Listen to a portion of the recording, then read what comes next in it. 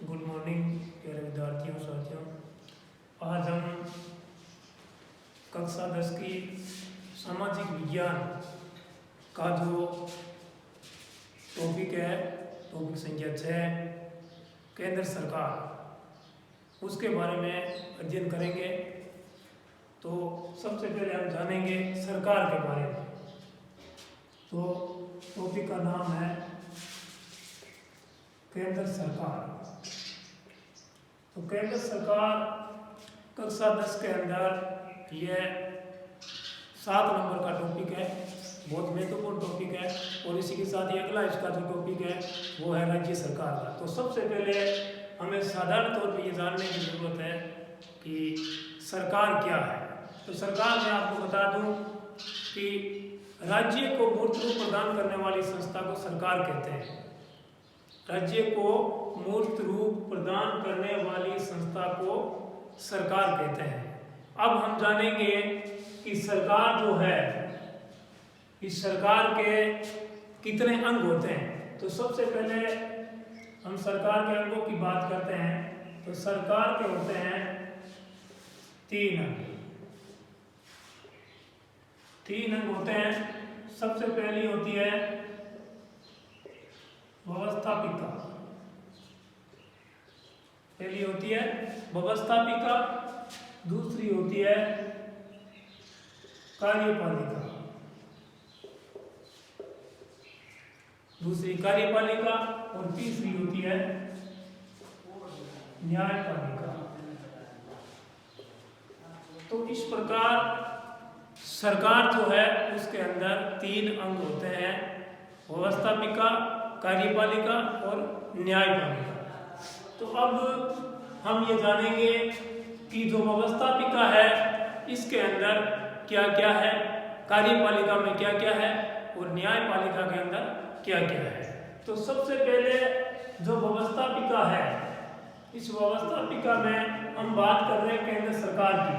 तो केंद्र सरकार की बात कर रहे हैं तो सबसे पहले व्यवस्थापिका के बारे में जानेंगे कि जो व्यवस्थापिका है, व्यवस्थापिका को मैं एक साइड में यहाँ बता देता हूँ। व्यवस्थापिका को 2 भागों में बांटा गया है। एक तो होती है संघीय व्यवस्थापिका, एक होती है राज्य व्यवस्थापिका। जब केंद्र सरकार की बात आती है तो संघीय व्यवस्थापिका और राज्य में होती है राज्य व्यवस्थापिका। तो ये 2 व्यवस्थापिकाओं के भाग है। उसके बाद हम बात करते हैं व्यवस्थापिका की। तो व्यवस्थापिका को मुख्यतः इन 2 भागों में, और इनको बांटा गया 3 अंगों में। तो ये मिल के बनती है 3 अंगों से संघीय व्यवस्थापिका। तो इसमें भारतीय जो संविधान है, भारतीय संविधान के अंदर जो संघीय व्यवस्थापिका है उसका दूसरा नाम दिया गया है संसद। संघीय व्यवस्थापिका को संसद कहा जाता है। तो संसद को या संघीय व्यवस्थापिका के 3 अंग होते हैं। तो उनकी हम बात करते हैं तीनों की। तो तीनों के अंदर देखो, पहला होता है लोकसभा, यानी इसके 3 अंग होते हैं। और उसके बाद एक लोकसभा, एक राज्यसभा। तो लोकसभा और राज्यसभा ये भारतीय जो संसद होती है, संघीय व्यवस्थापिका होती है, उसके 2 सदन होते हैं। तो लोकसभा, दूसरा राज्यसभा। और एक इसमें तीसरा होता है राष्ट्रपति। तो इस प्रकार जो संघीय व्यवस्थापिका होती है, जो संसद होती है, उसके अंदर लोकसभा, राज्यसभा और राष्ट्रपति, ये तीनों का जो सम्मिलित रूप है वो संसद है, संघीय व्यवस्थापिका है। उसके बाद हम बात करते हैं कार्यपालिका की। तो कार्यपालिका के अंदर कौन कौन होते हैं हम जानेंगे इसके बारे में। ये जो पार्ट है, ये जो चैप्टर है, ये सही तरीके से अगर हम यहाँ समझ लेते हैं तो अगला जो पार्ट है राज्य सरकार का, उसको समझने में हमें आसानी होगी, बहुत आसानी होगी उसको आगे समझने में।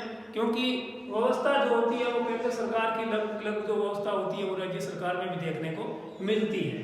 तो यहाँ सबसे पहले देखो अपन देखें तो कार्यपालिका किससे कहा गया है। तो कार्यपालिका के अंदर कौन कौन होते हैं। तो कार्यपालिका में पहले राष्ट्रपति, कार्यपालिका में पहले होते हैं राष्ट्रपति और दूसरा उपराष्ट्रपति। राष्ट्रपति, उपराष्ट्रपति और प्रधानमंत्री। राष्ट्रपति, उपराष्ट्रपति और प्रधानमंत्री, और इनकी होती है मंत्रिपरिषद। तो ये जो होते हैं इनको सामूहिक रूप से संघीय कार्यपालिका कहा जाता है। और एक राष्ट्रपति जो होता है वो संघीय कार्यपालिका का संवैधानिक प्रधान होता है। तो इस प्रकार न्यायपालिका की हम बात करते हैं तो न्यायपालिका में हम जानेंगे इस चैप्टर के माध्यम से सर्वोच्च न्यायालय के बारे में, इसके बारे में हम जानकारी प्राप्त करेंगे।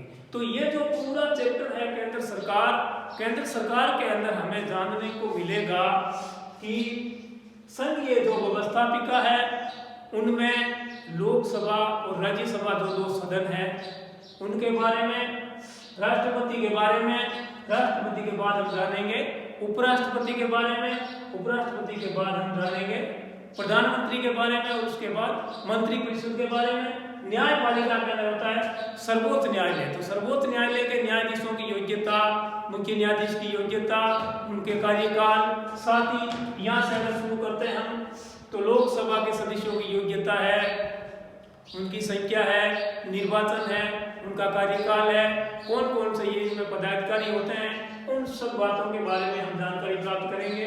राष्ट्रपति के बारे में भी जानकारी प्राप्त करेंगे।